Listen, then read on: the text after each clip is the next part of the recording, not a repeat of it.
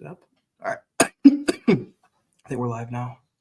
Let me double check. I believe so. Yeah. One time I did 30 minutes. One time I did 30 minutes into a podcast. Did not realize we weren't live. Like I looked later and I was like, oh, wow. All right. And I was just like, we're not live right now. I was like, I don't know if we're recording either. Like it says we are. And but that was Restream. That was another platform. We're back, baby, guys. Welcome to Wolf Web 3. Welcome to the podcast. Normally I'm asking for retweets on the space, but today I'm asking for retweets on the stream. So if you end up coming through, definitely repost the stream. Give William a follow. This man is the father of DePins, so the host of the DePin Daily Podcast, and overall a great dude. He hosts our DePin spaces as well, and he does an excellent job at that. So if you're looking for an MC or someone who knows about RWAs and DePins, this is your guy. And over the next hour, we'll probably be able to unravel a little bit why that is. But dude, welcome to the show. Thank you, man. No, thank you for having me. I was pleasantly surprised when you invited me on. I was like, oh my God, this is gonna be great. And I love doing interviews, love doing podcasts, I love just learning about other people's like journeys through life as well as Web3. And I just love sharing what I can, man, helping people along the road, their own little journeys through learning what DePins are, learning about Web3 gaming, learning about, real world assets, and just learning how important this technology is. So yeah, thank you so much for having me on, man. Dude, 1,000%. So I figured for the context of the conversation, you could explain a little bit what you guys are looking to do at DePin Daily, but also I'd like to get your general quick thesis on DePins. I feel like it'll help contextualize the rest of the conversation. Yeah, sure. So without making eyes roll and like people glaze over and go, oh my God, this is so boring. DePins are essentially a way to monetize your life. Like you can monetize certain aspects of your life that you weren't able to before, in the form of providing services or selling your data. I kind of put DePins in those two buckets. So for anyone who doesn't understand what a DePin is, the acronym is less important, but it does stand for Decentralized Physical Infrastructure Network. I'm not going to break that whole thing down. Just again, I want to make people fall asleep watching this, but essentially there's data out there that's really valuable. You can tap into that data now, personally, through software applications as well as hardware devices, and sell that data yourself. Or you can provide a service and build a network, a decentralized network. So you can buy a hotspot from Helium Mobile, or you can buy a GeoNet miner and essentially plug it into your internet, your power, put it on your house, put it on a place of business, and provide a service. And you get paid for that accordingly. So that's pretty much what DePins are. Got it. What are some of the games and names out there that people may recognize if they're out and about in Web3 land? What are some of those companies? In terms of what DePin companies, what they when you're DePins, when people are DePins, what are some crypto names, big company names, small project names that come to mind? Yeah, honestly, the biggest one's probably Helium, just because their marketing is incredible. I would say Helium and Helium Mobile. They've been in the game for a bit, and they've built something really incredible. I have Helium on my cell phone. I have a $20 a month cell phone plan. It's run on the Helium network, and it's amazing. So yeah, I would say it's one of the more popular ones.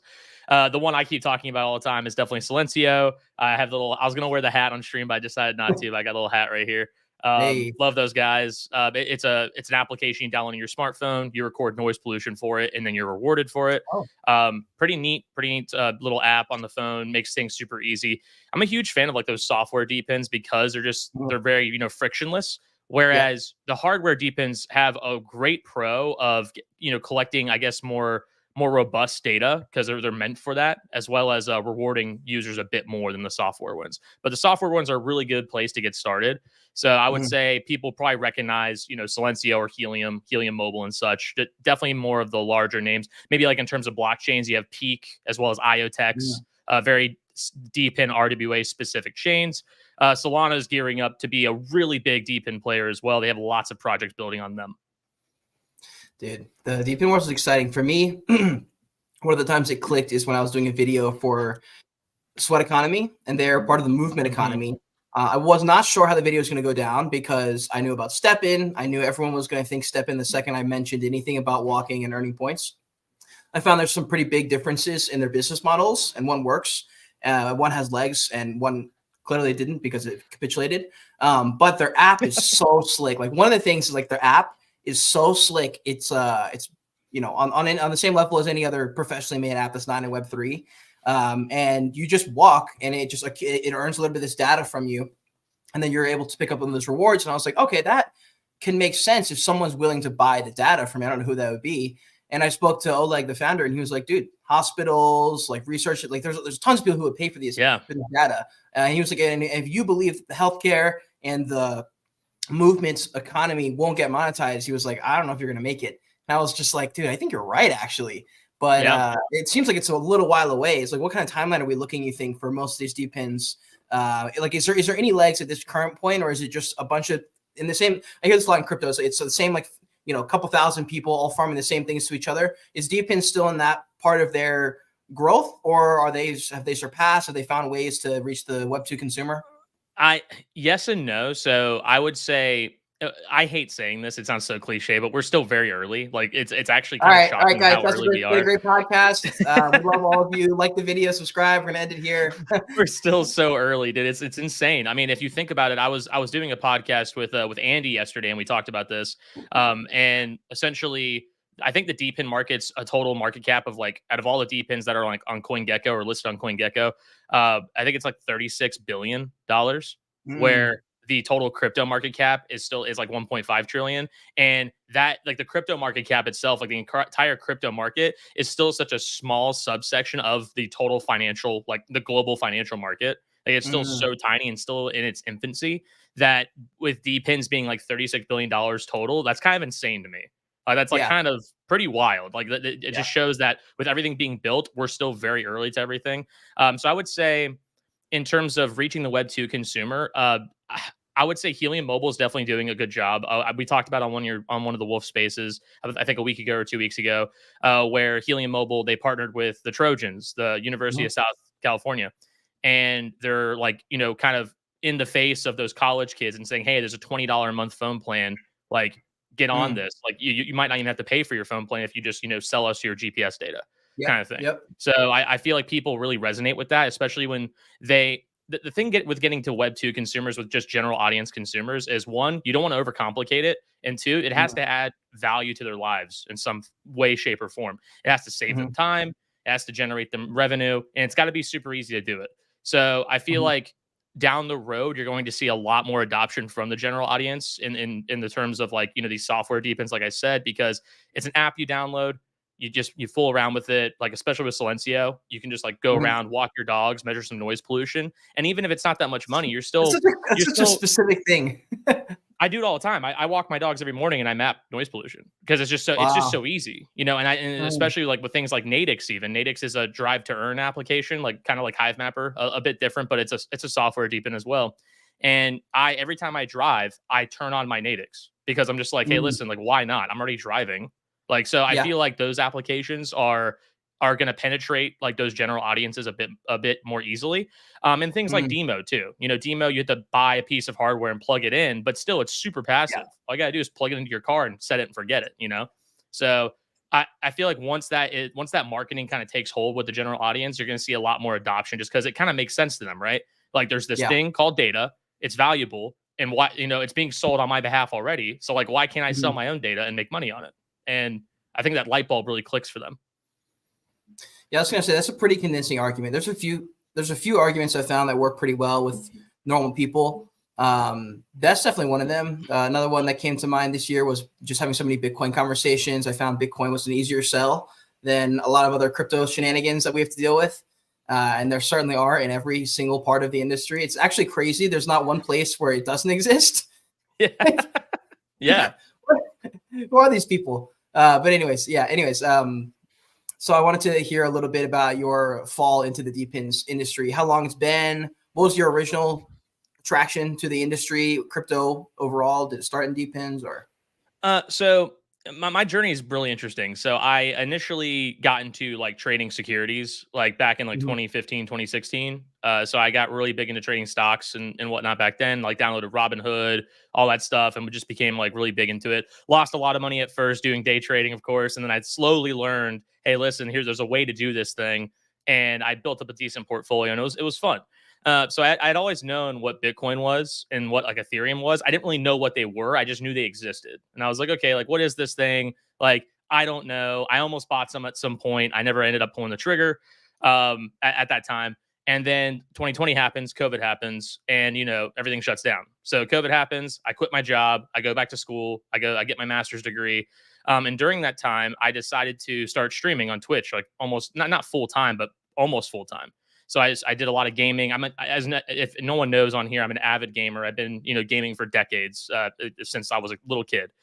So I decided to start streaming on Twitch, playing video games and whatnot. It was a ton of fun, playing with my friends, lots of Call of Duty, lots of toxic rage moments. So please don't look any of those clips up uh, of me screaming. Anyways, so I made a lot of friends in the Twitch community, namely a couple of musicians by the name of Mellow B and Buck, her boyfriend. And they played lots of music on Twitch live. And I'm not sure if anyone knows who Mellow B is. She's pretty prominent in the Web3 music side of things. And so she played lots of music live. It was cool. We hung out a bunch on streams and played lots of video games together. Anyways, Kobe from Up Only, he did lots of streams on Twitch as well, and decides one day to raid her stream. Like, he just randomly saw her on Twitch, raids her stream with like 6,000 viewers, and I'm sitting there watching, and I'm like, what the hell's going on? They end up like talking about crypto, and they're like, oh, you got to download MetaMask. Like, it's this cool application. And I'm sitting here going like, what the hell is MetaMask? Like, what is going on? And so they get her to download it. They end up donating, the entire audience ends up donating a total of $250,000 to her in that one single night. Like, worth of like different cryptos. Yeah, on MetaMask. There's a YouTube clip of it. You can look it up. It's beautiful, dude. I like literally cried that night. And I was like, dude, this is so cool. Like, seeing my friend, like this happening to my friend. So that was my first like major exposure to crypto and like Web3. And I was like, man, I gotta learn what this stuff is. Like, this is beautiful. Like, there's like such a moment of like charitable kindness. Like, I've never experienced anything like that, especially live. So I was just, oh my God. So that was kind of like my initial entryway. And so I downloaded MetaMask. I started getting involved more on Twitter. Got really involved with like NFTs, kind of all the gambling stuff, meme coins, all that stuff, of course. And then I really started like sitting down, and I got really kind of big into Web3 gaming, like figured out what that's all about. And I was like, oh, cool, this is a really good use case. But it still didn't like really hit me. Like, Web3 gaming's fun. I think it's great. I think it will definitely be a great consumer application in terms of, crypto consumer applications. But it just didn't really like ring true to me. It didn't hit me in the soul, So one day, as I'm like sitting there, just still dollar cost averaging into Bitcoin, because obviously Bitcoin's great. And I love that. I love Bitcoin as what it represents and whatnot. But I'm sitting here thinking, like, what am I going to do with the rest of my portfolio? I have no idea what I'm going to do here. And all of a sudden, Larry Fink on TV one day, from Larry Fink, the CEO of BlackRock, he just goes, hey, we're going to tokenize everything. And the light bulb came off like in my head. I was like, oh my God, like, this is it. Like, this is what blockchain's meant for. You're supposed to tokenize everything and put it on chain because it runs more efficiently, saves you money, saves you time. Got it. So real world assets like hit right there for me. And I was like, okay, this is it. This is what I'm going to start dumping my money into. And then subsequently, diving into real world assets, I discovered DePins. And my very first DePin exposure, I believe, was I knew about Helium, but I didn't really know about Helium. I just knew of it. But my very first exposure into like trying DePins out was Silencio. I downloaded the app, and I was like, oh my God, this is like stupid easy. Why isn't everyone doing this? And then like doing more research from there, it just made sense to me. Like I have a valuable asset. It's called data, and now I'm selling my data, and I'm getting money for it. It's an easy formula to understand. You see it and say, oh, that makes sense. So that was pretty much my initial entryway into crypto, and then subsequently Web3 gaming, and then DePins. Well, what kind of returns were you kind of seeing in those early days? Were the DePin rewards crazy, or? At the height of the bull run, I wasn't in the DePins space yet. But I know that returns wise on my DePin investments, I would say the token itself in most cases has appreciated very well. The mining itself is still, I wouldn't say it's lackluster, but the rewards are kind of what you would expect, right? So like, you purchase a $500 piece of equipment, like a hardware DePin, and the returns on it might be like $100 a month or something, at the current token prices, which is why I talk about, DePin being so early, because it's still such a small market cap. But in the future, that's, we're hopefully going to see that change. So like, I might buy a $500 device and it returns $500 a month or $1,000 a month, like this like consistent revenue, because The thing that people kind of fail to realize, especially in Web3, like they're all like focused on airdrops, like initial, oh yeah, win token, win airdrop, so they can dump all their tokens and then like stop caring about the project, right? But why would you do that with your DePin miner when it's just generating passive income? Like I don't understand, because the data is not going anywhere. The data is maintaining its value, if not getting more valuable down the road. So why wouldn't you just, I'm not saying not sell your tokens. I'm just saying, like, why would you just set it and forget it? Why wouldn't you just keep mining that thing? Especially when like Silencio's token comes out. Why would I stop using Silencio when the airdrop is over? Like, I'm going to keep making money using Silencio because noise pollution data is getting more and more valuable. So it's like, it's a no-brainer. Yeah, that makes sense. And that's a similar argument that I arrived at with the movement economy. I was like, if people want this data and they're willing to pay for it, there's no like running out. Like they just keep needing the data because they keep needing the data, and maybe they'll pay for it. And to hear Larry Fink say we're going to tokenize the world is pretty crazy. I forget when exactly that was. What was the first year that you got into the world again? Into DePins RWAs, it was like June 2023. Okay, and then for the crypto world in general. 2020, 2021, 2020. Yeah, it's 2021. I would say that's when the crazy raid happened for my friend. Insane, yeah, dude. Raids are that was wild, dude. Again, you can look it up on YouTube. It's incredible. It'll probably make you cry. Like, you'll have to send me that video. I would be down to watch that. Yeah, I hope she watches this because she'll be like, "What? Like he's shouting me out again? Like Jesus, Will, stop!" Wow, that's insane. That is insane. Yeah. Jeez. All right. Well, that was pretty cool. You're right. That was a story with many twists and turns in there. Yeah. Very interesting stuff. Yeah. The DePins world is pretty fascinating for us. We talk about it every single week. You host the show. I was curious on things you picked up along the way, things you've learned, navigating the DePins world online, because it's a community structure thing. There are people in the industry who are important. They're part of a big team. So like it's hard to DM them. And then there's people who are just kind of hanging out. Maybe they're barely on Twitter. There's people who are, fighting for the attention of, media market share online in the content realm for DePins. What are some things you've picked up for someone who's trying to get into the world? They kind of got a Twitter. They follow a few people. They got like 200 followers. They kind of make content. They're not like inept. But do you have any advice for these people or any practical things that you did when you were kind of starting? Honestly, it is just making it as simple as possible. Like I've always said that Web3 in general, like everything involved in Web3, has a terrible marketing problem. It's just a terrible PR problem. Because as soon as you mention blockchain, as soon as you mention DePin, as soon as you mention RWA, people, like over half your audience just goes like this. Oh my God, like what is this guy talking about? Because I do this to my family. Like I get live experience all the time saying, you guys should really check out these DePins. As soon as I say DePin, my dad goes, what? What'd you just call me? Like, so it's just like so just avoid all of that and just literally break it down as simply as possible to your friends, to your audience, and say, hey, listen, you do X, you get Y. That's all there is to it. And then you get this cool little token. You can sell it if you want. You can keep it. Totally up to you.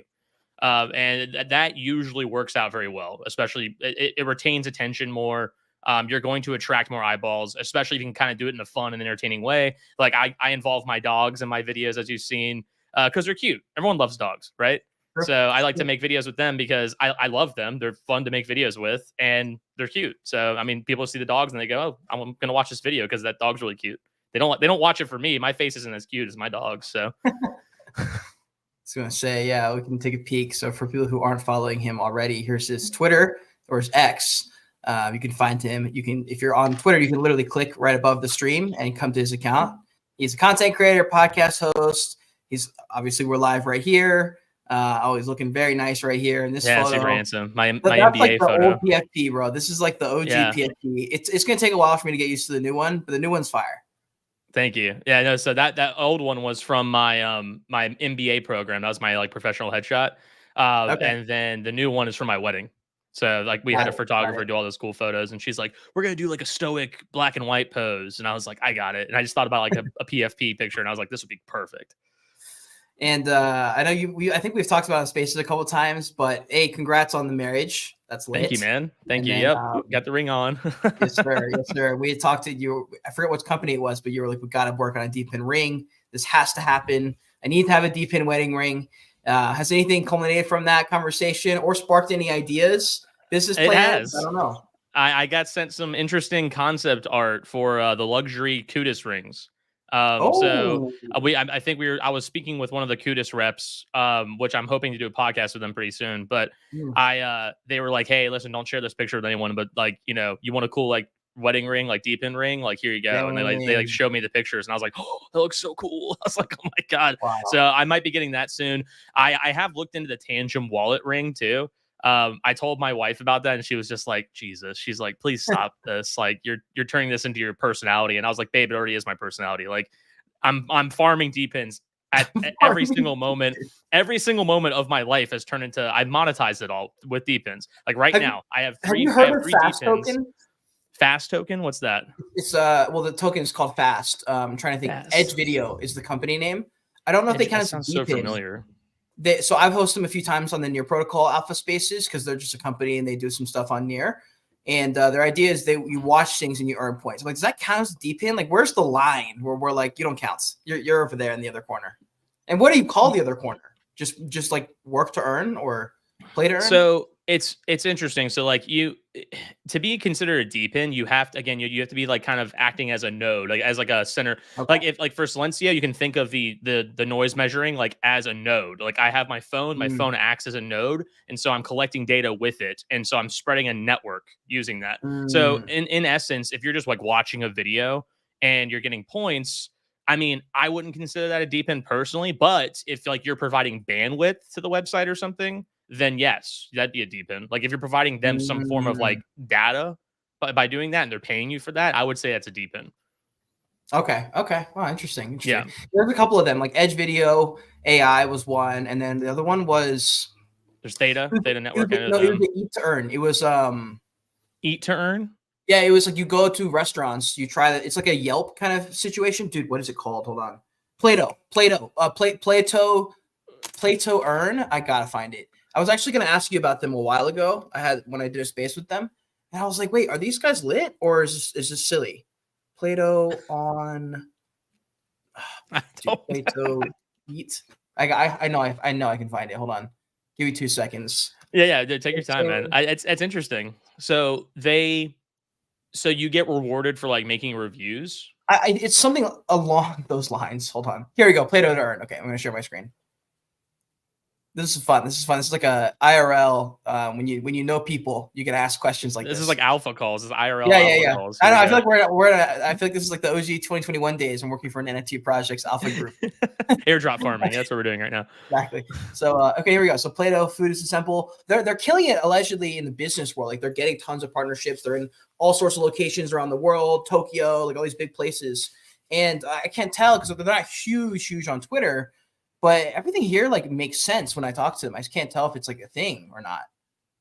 Yeah, I mean, again, if the business model is sound, I mean, and they have actual like revenue coming in, like good for them. Yeah. Like I don't really know what to classify them as. I don't really know much about them, so I'm definitely gonna do a deep dive on that for sure. I'll do some research, but I mean, if there's some form of like a value being accrued and like exchange, and people are benefiting from that, like good for them. If it's just some like scam meme thing where it's like, oh, like we got like a little bit of liquidity and we're gonna give you guys some like worthless token for doing this thing, and there's no money coming in, then like obviously it'll die. But if they're doing it right, good for them.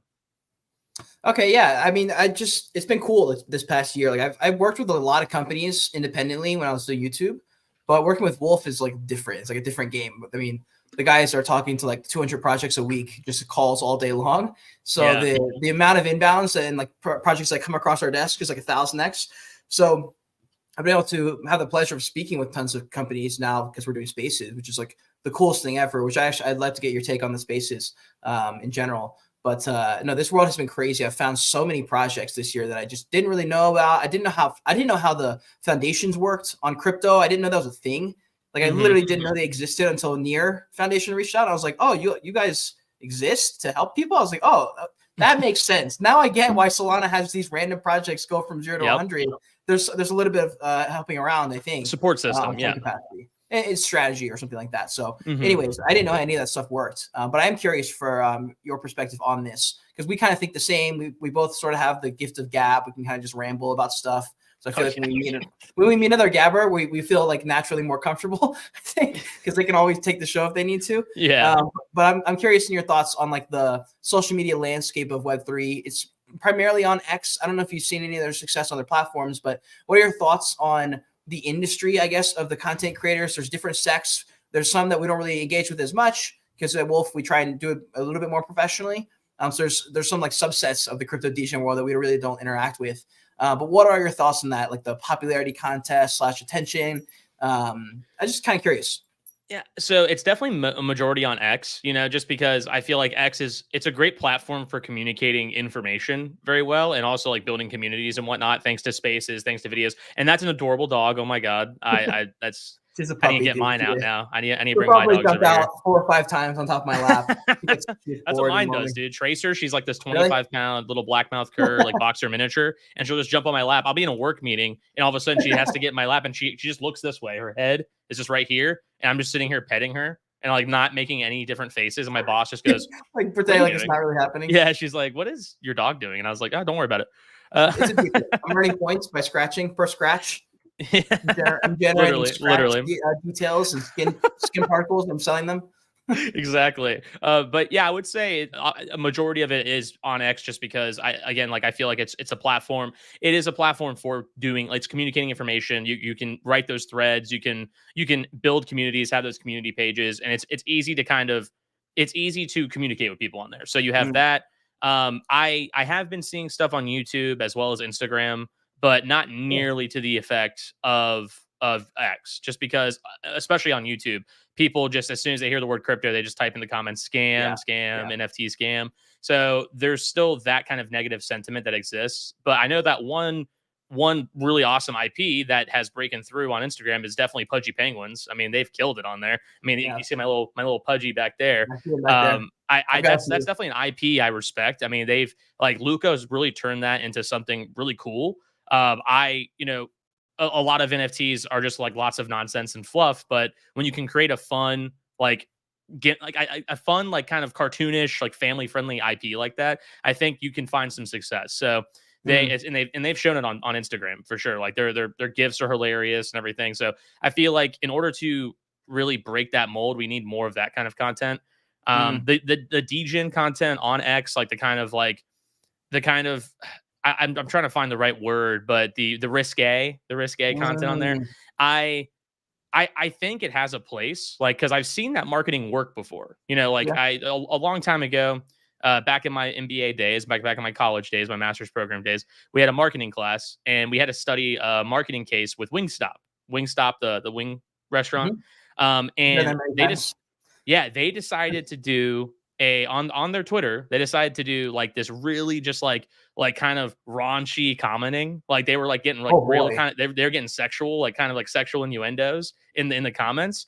And my professor was just like, "So what do you think of this marketing tactic?" And like, if you look at the comments and look at the interactions, like, it was ingenious. It was because like they had so much traction, and like the people were just like, "Oh my God, like who's running this Wingstop account?" Like, they're like getting really like hot and bothered. This is so weird. Like, and like but people loved it, So that content definitely brings eyeballs.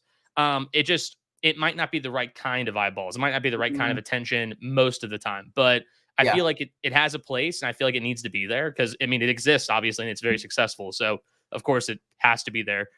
Because it's existing because it has to. It will be because it is.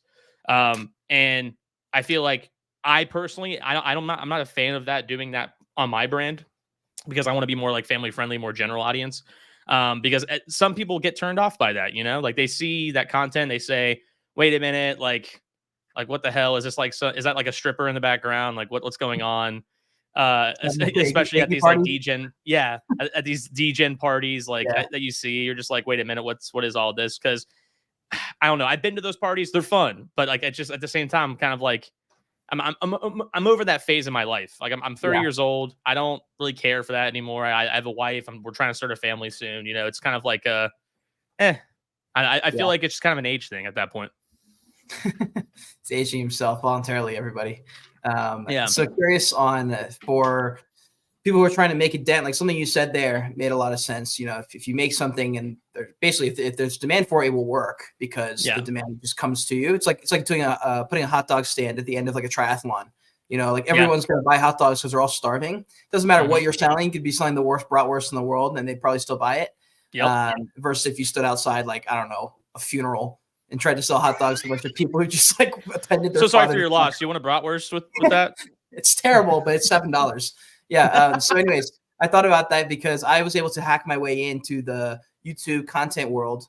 And sorry, there's a bit of a lag. Okay, never mind. We're good. You're fine. I was able to hack my way into the YouTube world with like 1,000 subscribers and go full time just because I understood that the game was just like a board game. There were people who like could get you into places. There's certain people, if you knew to talk to them at a certain point, would catapult you into another place, which catapults you into another place. And I started being like, okay, so there's like certain kinds of videos I can make that won't get a lot of views, but I can basically guarantee will get the view I'm looking for, which is the founder of this company or the CEO of this or whatever it is. I'll just tag them relentlessly until they acknowledge me, and I'll just keep doing it. I'll like make another video and another video. Make yourself unignorable. Like make it so people can't ignore you. Exactly. And then you're one retweet away from getting engaged with their entire community, which is another cool part on Twitter, which is why now I post almost exclusively on X. And but anyways, I did that and I was making review videos, market update videos, podcasts. There's a lot of DJing content out in the NFT space at this time. This is 2021. And I just like kept consistent because I knew I wanted to work professionally in the industry somehow in a content role. And I just remember like watching my I guess you call them coworkers, the other YouTubers, what's the word I'm looking for? Acquaintances and friends. Cohorts. There we go. Around the industry, and they're like flying past me. They got like 200,000 followers on Twitter. They're doing a lot of whitelist giveaways and like everything that like I was not looking for, but because they did it, they were seeing all this success in this way. And I remember just being like, oh, I feel like in a couple of years I'll be happy with this decision. I'm happy I did because now I have this little corner of the industry. I still think it's the number one way to get into any industry. I've done it three times now, twice on X or two different industries. I did it on X, TikTok, and Instagram. I think it was the same strategy, and it basically works. It just kind of, you hack your way to the front of the line by knowing people and, you know, acknowledging where you're at. So that was a lot. I said it all to say, there's a fair bit of strategy that goes in that if you actually implement it can work. So I'm curious in the DePins world, what kind of content is missing? What would you like to see more of? What's an angle in the industry someone could take today if they're watching and they're like, dude, I can do that. That's literally me. Do you have anything that might be helpful? Easy explainer threads and the content that I'm creating right now, like the fun, short form content, just breaking things down super simply. Because again, the problem with DePins and the problem with RWAs is that the people who are creating them, they're freaking geniuses. Like these guys who make these protocols are so smart that they don't know how to communicate to the regular person. That's the problem. So like when we get them on spaces, and you've had this before, we've had people on spaces before, they get really deep into the tech. They start saying these big words and I go, wait a minute, whoa, slow down. I say, stop right now, because half the people just like turned their Twitter off. Like we need to chill. So I think communicating those messages, like communicating effectively to like a broader audience, is the best way to go, in my opinion. I think there's this place for the more technical side as well, because there is an audience for the technical side. You know, there are the geeks, the nerds out there. And personally, I love reading white papers and I love breaking like really complex ideas down. But I know that normal people, like regular everyday people, do not like that. Like, so I try to take that information, like break it down, smush it into this like really compact package and say, here you go. This is what this thing is. This is why you should care about it. And here's how you can make money on it. Whereas, you know, they might like, let's say like a random project might communicate that like, oh, the tech behind our hardware is the best because of these 3 reasons. It's like, dude, no one cares about the tech. Like, I'm sorry. I love the tech, but you know, like Joe Schmo down the road, my neighbor's not going to care about the tech. I got my neighbor to download 3 DePins already because I've communicated to him, and he's not a crypto guy. And I've communicated to him that like these things can make you money. And he's like, oh, cool. I'll download that right now. Thanks, man. Like, that's all you gotta say. Yeah. Like, that's literally all you have to say. So I would recommend doing like maybe shorter threads, like short term kind of break down like why people should care about something and how they can make money on it or benefit on it. And then also create like little short form videos for TikTok, YouTube Shorts, as well as X. Yeah, it looks like Sunshine Jin Girl. Sunshine. I love her. She's great. Let's go. Shout out Sunshine. Shout out Sunshine. And by the way, if anyone is watching this right now, please repost the stream and give William a follow. Go check out what's going on in the DePins world with him. Go check out his podcast and his videos. He's killing it over there. And Thanks, yeah, man, 1,000%. So hey, check out Wolf Web 3, guys. If you're not following Wolf Web 3, check out Wolf Web 3. They're freaking great. The spaces you guys host are just incredible, man. Top notch. Seriously. Thank you.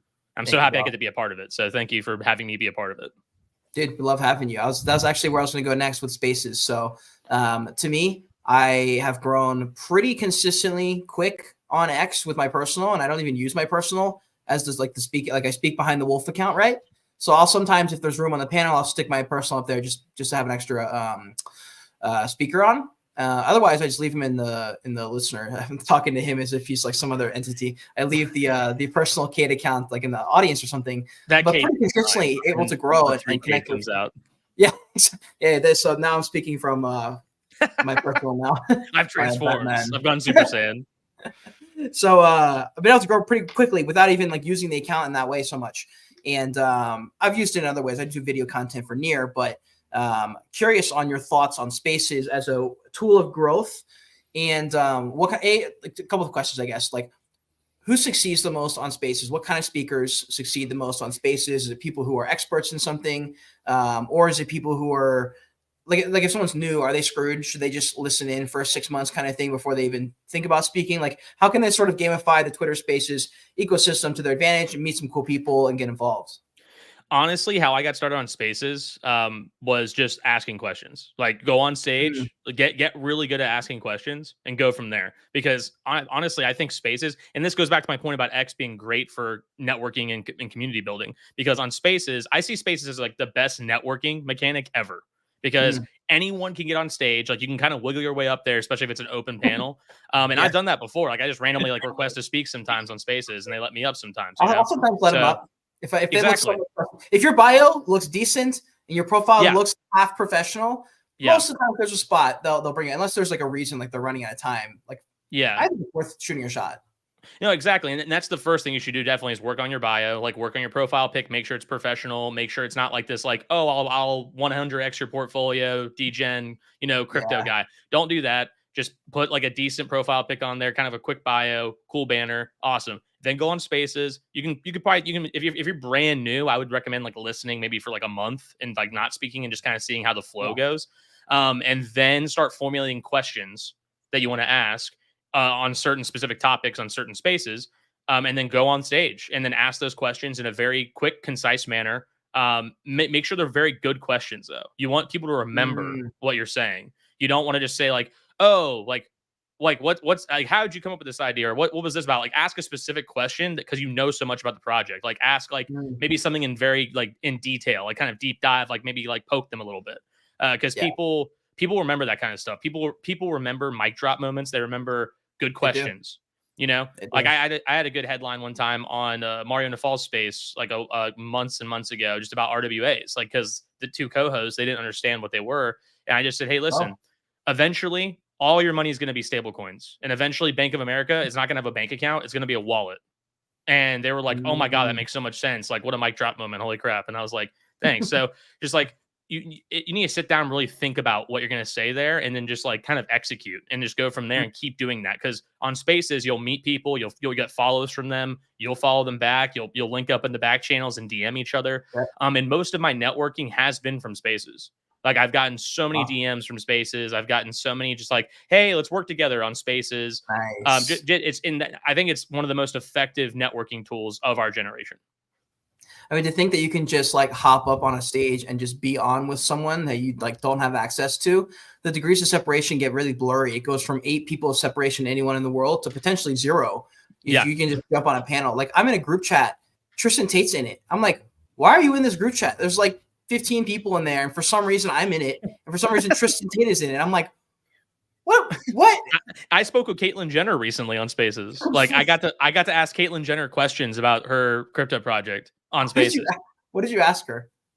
So she was coming out. She's like doing an RWA like thing for her gold medal from back when she was Bruce. And so they're going to tokenize that on the blockchain and fractionalize it. So I just asked them questions about like custody, like how they're going to do custody and redemption and everything, just because people weren't asking those questions. And I was like, okay, so like if I own all the tokens, can I redeem the tokens and like claim the medal like in real life? And so I asked questions like that. So again, just memorable questions at the very end. And so Caitlin and her devs were very kind to answer that. They're very quick to answer that. And they were like, oh, great questions. Thank you. Like, cause no one else was asking those questions. So just stuff like that. Whenever you get on spaces, like, really dive in, like start poking the bear a little bit. Like, cause people remember that. Another thing that at least I remember, I don't know if other people remember this, but it's something that sticks with me is styles, like spaces, speakers, styles. I remember, for example, like Frank D. Gods kind of start. I don't know if he started it, but he's the first person I noticed who would speak while he's speaking, be using the emojis to like accentuate what he's talking about. Like if he's saying something and he's like, he wants it to come off as funny and awkward, he'll like throw a bunch of the laughing emojis the entire time he's speaking.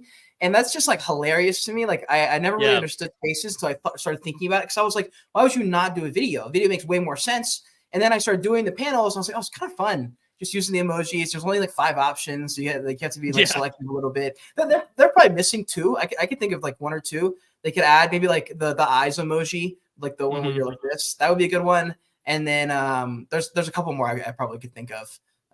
But yeah, man, I remember styles. So if people like are coming on spaces and they have a certain way about them that I can count on, I don't, for some reason we draw like safety in that or comfort in that a little bit. And it's cool. Like you can rely on them. You're like, okay, this is a fun speaker. They're going to bring the energy. This is someone, if I bring them on, they're not going to like be a dud and look like they don't even want to be there kind of thing. What I was going to ask, so for the spaces, what other emojis are we missing from that little list of options that we get?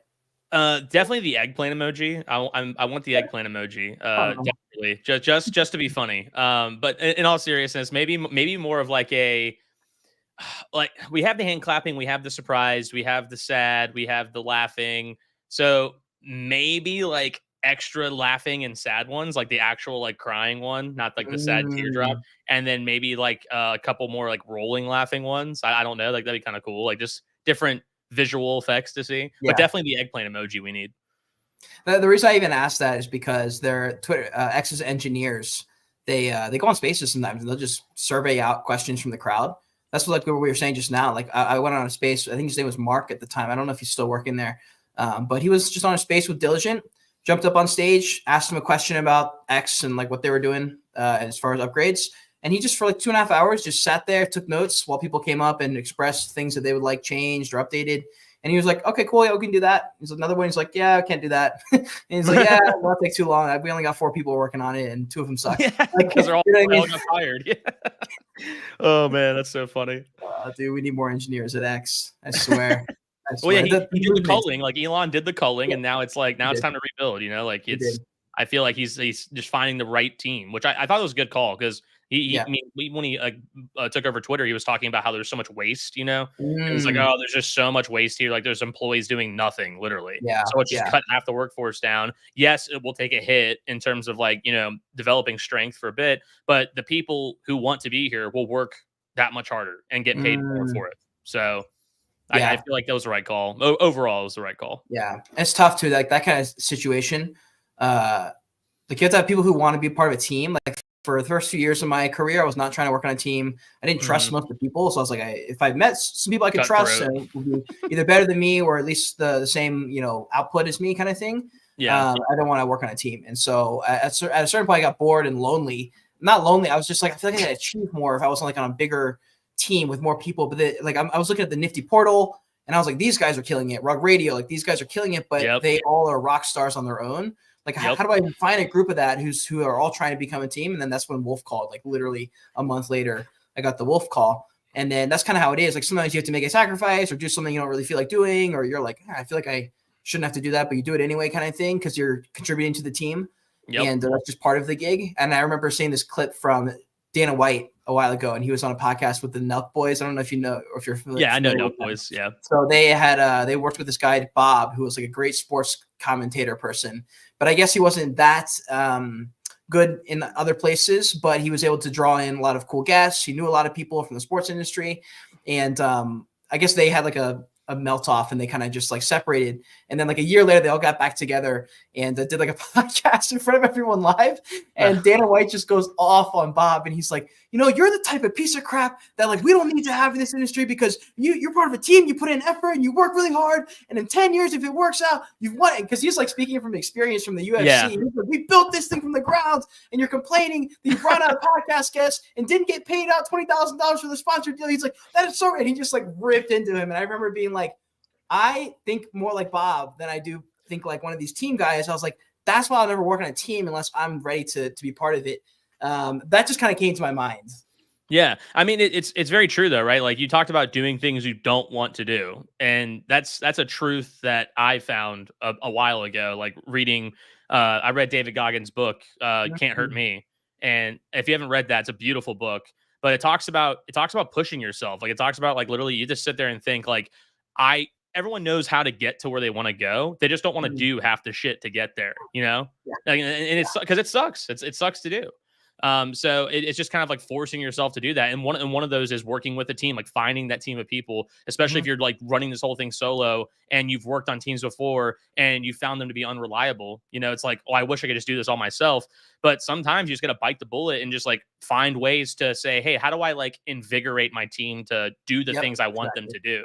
Instead of saying, oh, it's my team's fault, say, wait, I need to take responsibility for this and figure out how to get them to do what I want them to do so we can get this thing going. So do that instead. You know, there's different ways to look at things. Yeah, I've definitely used this as an opportunity for growth. That's literally something I prayed for when I started. I was like, I'm trying to become this man, and I'm this man right now. So how do I need to go from here to here? And I would love for this experience to help me in that way. And so, yeah, like I pretty much, you know, every time my alarm goes off, I'm like, oh, this is like I just need to pay attention. Like there's been a few conversations where I sat in on with the team where I'm sitting here, I'm like, I don't even need to be in this call, I don't think, but that's a good like way to see how they go around the conversation, how they land this client maybe, or how they build this relationship. And I'm learning a lot like that, and especially leadership. If you know, something at the top, you know, has to funnel down, like how do they even go about it? Like I'm learning a lot in that way, just administrative, managing, like working with people kind of thing. You're absolutely right. There's definitely a lot of ways to look at it. And if you're a glass half empty type of person where you show up to work, you're already complaining, you're in work, you're complaining, you're leaving work, you're complaining, you get home, you're still complaining, like those kind of people, I don't know if they're ever going to make it. And no matter what they do, you know, it's definitely a mindset. It's all a mindset. It's because it's like, hey, listen, does your job suck? It's like, well, yeah, I hate my job. It's like, well, do you hate your job or just do you hate the person you are going to work? And so like because I used to like quote hate my job, and then I realized like this job's great. What am I talking about? I love this job. I work with governments currently doing government consulting. And I would quit in a normal situation, but I actually like doing this because I feel like I'm like doing a good thing and I'm getting paid decent money doing it. And so I was like, okay, well, the job's not the problem. It's me. And so I started going to the gym more. I started eating healthier. I started like kind of picking the pieces up. I started doing all the content creation, started going after stuff I felt like I needed to do. And then my life just felt amazingly like just 10x better. And I still had the same job I had back when I thought I hated it, you know, and I don't hate my job anymore. It's kind of like you know, it's a mindset thing. You change your surroundings, change what you're intaking, change the content you're consuming. If you're just mindlessly on TikTok all day, like you're not building anything, you're wasting time. You need to, you know, sit there, read a book or like watch a video on how to like make good videos or something. I don't know. Like it's like watch content that's going to like better you and inform you and not just like dull the mind out like the Hawk Tuah girl. Like, yeah, it's funny. Like she's great. Like I thought that was a hilarious clip, but don't go off and just like be like scrolling through videos like that and then like hating your life and going like, man, why is my life not better? Like I'm sitting here, you know, spending hours and hours upon hours going through YouTube Shorts and TikToks, and I'm not going anywhere in life. So I would say get off all that. Like make TikToks, make YouTube Shorts. Don't consume them, create them. That's good advice. That's pretty generally good advice if you're trying to get out of a certain place in your life. Hey, we got Charles in the house. Let's go. Charles, what's up, man? Let's go. We got Billy in the house. This is in regards to the Twitter Spaces thing we were talking about. We need a wait a minute emoji. Wait a minute. I like that. And then index finger. Okay, yeah, not middle finger. Yeah, I feel like the middle finger is kind of like, I don't know. I thought I would see it more, but I guess it's just not as popular. When that first came out, I was like, oh, this is going to be the number one emoji we see from now on. Except for one. I'll admit, I do it while I'm driving sometimes, but that's just like road rage, you know? Like, what the hell, man? Oh man. Well, anyways, we've still got a few minutes left. I've definitely got some rapid fire Q&A as well. But Okay. there was, oh man, hold on, let me see if I can find it. There was a question I wrote down while we were speaking a little bit earlier, if you can find it. And guys, if you are watching, I know I've asked 1,000 times, I will continually shamelessly ask for the retweets on this stream. Yes. Let people know that we are out here and we're putting in work on this Saturday. Yeah, we're pretty much out here, bro. We're pretty much out here. Okay, yeah, that was the question. I'm not sure why it popped up, but I'm interested on your experiences at some of these crypto conferences this year. And you got to meet a lot of the people. I feel like it's different. Almost, maybe it's not, but on Spaces, you really get to, if you're talking to them pretty often, you got a real sense of them as a human being. I came from the YouTube world, so I would get a little bit of a sense. Maybe I'd hop on a call every now and then. Now I'm hopping on a lot more calls, longer conversations. So they hit a little bit different when I see some of my friends at these conferences. And the conferences also are just a lot of fun. They're just well put on. The events are great. Karate Combat's a success almost every time. So I'm curious on your thoughts on the conferences this year, and if you were going prior to this year. Yeah, so the conferences are cool. I think that most of the panels you can just listen to a Twitter space and get the same kind of information. That's like how I feel about the main stage panels. The cool part there is that meeting these people in real life, that is the value. Networking with them, like solidifying those relationships is so key, which is why if you're going to a conference, you don't necessarily have to go to the main event. Just go to the side events. Like, find out who is going to be at which side events you want to meet, and then go meet those people at the side events. And it's going to be a lot more intimate too, because instead of having them get barraged like after they get off stage, like, don't do that. Don't be just a nameless, faceless person, like a number that just goes up and says, "Hey, what's up? Nice to meet you." Shake their hand and walk away. Meet them out, so like maybe at like one of the after parties or like one of the side events, and sit down and have a conversation with them if you can. Because I've gotten more value out of doing that than I have actually attending the panels. Because anytime I sit at the panels, I'm just sitting there thinking to myself, "This is a Twitter space. Like, this is literally a Twitter space. I could be on Twitter right now in the comfort of my own home. Like, I don't have to be here." Whereas the side event, go ahead. Yeah, the side events are great. One thing I guess that changed a little bit is for me before is I didn't specifically have a reason to need to walk up to the booths. With Wolf, it's different because we work with a lot of companies, and so it's in our interest to at least introduce ourselves to like everybody at the conference. So for just this year, I've spent a lot more time at the conferences than prior because I didn't have anything to sell. I didn't have anything to really say other than just like meet people and interact with people in the industry and stuff. And so I wasn't as like focused, I guess, in the prior things. I definitely leaned on the side events. I still agree. Side events are great. We've been able to meet some cool people at the conference floor, but I think we're there for like many hours. So maybe that's why. But no, I generally agree with you. The side events hit different, bro. You'll go to some and you're like, wow, this is a very unique situation I'm in. There's like 6 people in here. And like, this is like God orchestrated kind of situation you find yourself in at side events, bro. It is. I remember like I arrived and we were in this mansion, and it was like the founder of some big blockchain. This was just like a few months ago. I think this was ETH Denver. I ran into like his EA or something like that, and she was just downstairs eating a cookie. And like I talked to her, I like asked her where she got a cookie. We ended up getting talking, and she was like, "Oh, I like work in here, and you should meet this guy I work with." And then, next thing you know, it's like the core team of us sitting on like the rooftop of this mansion, like having champagne or some like IPA. And I just remember being like, what is happening right now? Why am I even here? And then like 3 hours later, they like brought in pizza, and then we just like hung out there for like 5 hours. And I walked out of there and I was like, I guess it just happened. I don't think I've ever spoken to them since.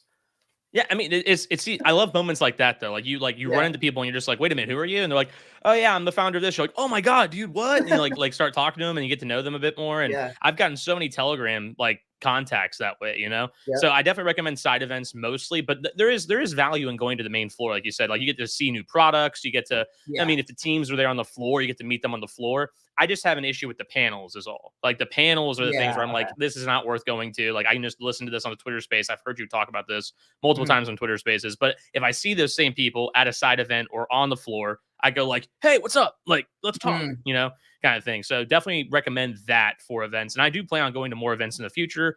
I'm going to Art Basel this year with my wife. Hey, we'll be there. Let's go. Dude, we got to link up. Are we staying in the same Airbnb? What are we doing? Come on, dude. We got to link up.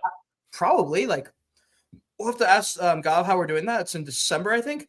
Yeah, December. But yeah, no, dude, 1,000%. Another thing that you can actually do at these conferences, I found out this time around, because we didn't do as many interviews this last conference. So we reevaluated like what our specific goals were there. And I was like, dude, I'm gonna try and recruit speakers like for our spaces. So like we went to all the booths, and normally we have the same kind of thing that we're talking about or asking, but this time like we would go in with the business. Like me and Charles would like tag team each booth together. We'd like lure them in a little bit, talk about the company, make friendly, exchange contacts, and then I'd follow up with like, by the way, I did all the spaces. Like, do you guys want any FaceTime? We do podcasts as well. And then we're getting like CEO time with all these different founders. It's good for us. We're media and marketing. And it's good for them. They get some exposure. And then maybe, later down the line, they're like, yo, we like these guys. Let's work together. And we were like, dude, this is a cool little thing we got going on here. So, yeah, I mean, you're spot on. It's exactly how you do it. Like we talked about, just like networking with them, meeting with them in person, and then showing, hey, listen, like we can help you via X. Like we can help each other out. We can work together to help each other out. So I there's just so much value in that. And I'm really excited to go to Art Basel because I've been talking to lots of DePin orgs, and I'm like, hey, listen, you have lots of exposure in the DePin hemisphere, but like, let's get you exposure not in the DePin hemisphere. Let's get you exposure in front of the DGens, like in front of the NFT crowd, because I feel like they'd be really interested in your ideas. Like, hey, want to make some passive revenue by like measuring noise pollution or, walking around filming things on your camera? Oh, cool. Here you go. So I just think like that really rings true to a lot of people. If they hear the word passive income, they say, what? Like that. So I'm trying to get people to break out of the bubbles, because like I feel like we're so sectioned off, especially on Twitter, where you're like kind of blocked in, like railed into like, oh, you're a DePin guy, here's your DePin feed. Oh, you're a meme guy, here's your meme feed. Oh, you're you're a meme coin guy, here's your meme coin feed. And I'm trying to get people to get out of the feeds, man, because like it's cool marketing to those people, it's cool building a community, but you can only market to so many of those people before you start just like running out of people to market to. And you're just sitting there thinking, okay, well, my customer base isn't growing. Like let's grow the customer base. Let's grow the community. And that's how you do these events that are kind of like left wing, kind of like where you're just like, wait a minute, like that's not a DePin event, but that's exactly why you should do it. Yeah. Okay. Makes sense. All right, bro. We're going to wrap up with a couple rapid fire Q&A, 15, 20-second answers. We'll see what we can do. Day in the life. Day in my life. Wake up at 6 a.m., go straight to the gym, walk the dogs, do day job stuff for like 3-4 hours. Then noon, I eat lunch. Then I transition into DePin crypto stuff. So like 1 to 5, I'll be doing like spaces, marketing, like content creation, all that stuff. Then around like maybe 7 o'clock, I'll hang out with the wife and the dogs, because I think family time is very important. And then I go to bed at 10. So it's day in my life. Nice. Beautiful. That sounds like a very nice life right there. All right, great. You're the first person to do it that fast. That was very succinct. I'm very scheduled, very time oriented, very scheduled, because I juggle so many different things that I have to. If I don't live by my calendar, I die. Everything falls apart. All right. The 2 last questions. What was your first NFT? Oh God. I'm trying to remember. I haven't messed with NFTs. The most memorable one for me was Mooncats. Mooncats was cool. Nice. And not the original one, but the one with the Z at the end of the Moonbirds derivative. I actually have a painting over here on my wall. How much did you pay for it? The Mooncats, I paid what is it? It was a free mint. I'm pretty sure it was a free mint it was a free mint that became like worth a decent amount at some point. I paid like 0.01 ETH for the painting though, because the girlfriend of the founder, she made it for me, and she hand painted it and sent it off to me. That is lit. That is I missed that part of the NFT world. A little bit of that stuff with the artists and stuff like that. I did the same thing. I had a couple small photography collections, and I would send out like little glass frames that I built with my hands and like nails and stuff like that. And that's kind of like the fun part about NFTs that I missed a little bit. All right, final question. What were you like in high school, college? Were you same mentality? Were you totally immature? Were you like by the books? Or what were you like? I got to get you a picture. Hang on. I have a framed picture of me in high school. It's gonna be 1 second. Let's see it. Let's definitely see it. All right, everyone, tune in. We're about to reveal William's high school / college age photo. It's apparently important enough to go track down the actual photo to show me. So I'm very interested. Okay, so just some backstory on this. I had a bit of a rough upbringing, especially in my high school days, and so I went through somewhat of like an emo goth phase back in the day. And I was very proud. I was good looking. All right. You're about to see how good looking I was. All But, right. but my buddy, one of my really good friends who ended up being one of my groomsmen at my wedding, he decided to get my wife an awesome gift. And he tracked it down somehow. He found an old photo of me. He got it Oh, printed man. out and he got it framed for her. And so now she keeps it on her desk in her little guest room / office. She keeps this photo. So I'm about to show you guys. This is me when I was 16. Man. This is me when I was 16 years old. This is 16-year-old William before All crypto, before DePin and all that. So here you go. That's me. Oh my gosh. That is I'm not beautiful. you. Yeah. I'm gorgeous, dude. Look at that. You see that? Look at my long hair, You bro. look like an anime character.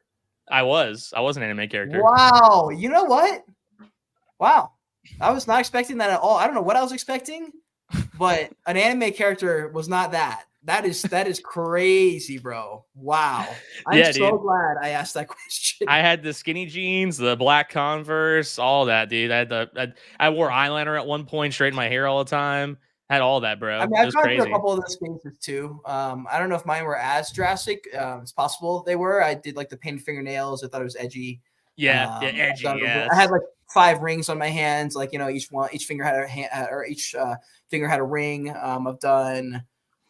I don't even know. I've done all that. I waded through. I went to a liberal arts college, so I thought super woke liberal was normal for like 5 years in my formative years. Everyone thinks like this. Extreme liberal woke was like normal, like right there in the center. I thought that was normal, and I was like, wow, this is bad. This is not good. You get your first paycheck, you're like, wait, what are these taxes that are getting taken out? You're just like, wait a minute. The first time I dated a girl who wasn't super woke, I didn't know what to do. I blew it up. I like screwed it up. She was great, amazing, definitely marriage worthy, and I ruined it. I was like, what do you like? She calls me, she's like, hey, like, do you want me to bring like a fruit basket or like sandwiches to the beach? And I was like, oh, we were just gonna go with a few of our friends, and I was like, yeah, sure. She's like, okay, great. I'm gonna stop by and grab some stuff. Like, do you want anything? And I was like, why are you asking me? Like, why are you so nice? This is so weird. I don't like this at all. And I was like, sure, you can grab like whatever chips you want. She comes super sweet. And I don't know. I still don't know like what was going on in my head, but I was screwed up for a few years, bro. Oh my God, dude. That's my wife's the same way. I was like kind of blown away when I met her. I was just like, you're way too nice. Like, what is this? What is going on? Like, what's the ulterior motive here? Why are you not being crazy? Like, I don't get it. I'm going to go hang out with the boys. Yeah. We have a comment here of Fudmaster. I remember those days of you having painted nails and hello rings. Oh no, dude, so you remember? Some guy remembers, bro. Some guy remembers. Look at that. That's beautiful. You are OG. Yeah, that was a little while ago, like over a year, maybe a year and a half ago. I went through it, but we made it through. We're alive. No, nothing against the great woke, but moisturized in our lane, thriving. Oh man! All right, well, listen, dude, I can sit and talk to you for hours, literally. Same, dude. We'll have to do like a round table with you and a few other people, and we'll pull together some kind of topic on video, and we'll do like a 4-box person stream thing. I think it'd be a lot of fun. We should do a happy hour sometime, or like game or something sometime too. That'd be cool. We're definitely doing the games. That's actually on my list this weekend to follow up with, as far as setting up for a gaming stream. I want to try, and I don't want to have too many people. We're doing it with trading as well. I don't want to have too many people on the video stream, because only one can kind of talk at one time. So anyway, we're going to figure out how it goes. But dude, I was going to say, is there anything you want to call out, mention that's coming up for you, something you're excited to share, and then anyone you want to shout out? Sure, man. Sure. I guess just be on the lookout for a bunch more content coming out. I have a lot more deep dive videos coming out, a lot more shorts coming out, kind of like funny edutainment shorts. So be on the lookout on my Twitter as well as my YouTube. I'm putting content on TikTok and Instagram as well, so you can probably follow me on all of those, and that's fine there. So definitely be on the lookout for that. I want to shout out a lot of people. There's too many people to shout out, but I guess I'll shout out 2 people. I want to shout out Scott for being freaking awesome to work with, man. Just I love like building this thing with you. And then Suburban Crypto for the demo devices that he gifted me and my wife. And I just want to I want to shout out those 2 people and thank them because they're freaking awesome. Big shout out to the boys. Big shout out to the boys. Guys, this has been an amazing podcast. William, dude, thanks for coming on. We'll have to do this again. Oh, we got Nick's dropping in on the LinkedIn stream. Oh my gosh, you might be the first LinkedIn. Oh no. Commenter. Not going to make it. Nick's is not going to make it. Nix is putting in work on the alt platforms. I love to see it. Shout out Nix. There's your new strategy, everyone. Start making content on LinkedIn. That's your strategy. It could be. Guys, be sure to give William a follow. If you're on YouTube, go to the description. You can find all his handles there. If you're on Twitter, you can just click right out of the stream and click his name. We really appreciate you. If you enjoyed the conversation, retweet the stream, and we'll be back. We have spaces or streams pretty much every single day here at Wolf Web 3. My name is Cade. This is Mr. William. We are out. Thank you, everyone.